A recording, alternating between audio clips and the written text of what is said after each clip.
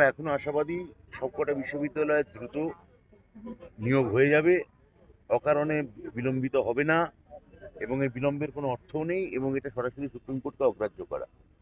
মাননীয় মুখ্যমন্ত্রী তিনি ধৈর্য দেখাচ্ছেন, তিনি সৌজন্য দেখিয়েছেন। আমরা আপাতত চাইব যে এই নিয়োগগুলো তাড়াতাড়ি হয়ে যাক। এটা নিয়ে, কারণ সমস্ত বিশ্ববিদ্যালয়ের কাজ আবার শুরু হয়ে গেছে, জচল অবস্থা ছিল, কিছু বিশ্ববিদ্যালয় বাকি আছে। এটা এটা রাজ্যের উচ্চশিক্ষা ক্ষেত্রে এই ধরনের বাধা আমাদের, এটা আমরা যথেষ্ট, আমরা এটা যাকে বলে সয়েছি। এই এটাকে আর ত্বরান্বিত করা বা দীর্ঘায়িত করা উচিত নয়।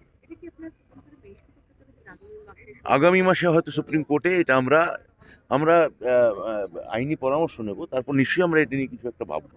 গত 26,000 চাকরি বাতিল মামলা সুপ্রিম কোর্টে আজকে শুনানি হয়েছে, সেখানে সিবিআই যে মিরর ইমেজগুলো উদ্ধার করেছিল সেগুলো আদৌ সত্যি কিনা এই নিয়ে প্রশ্ন উঠে গেছে, ফলে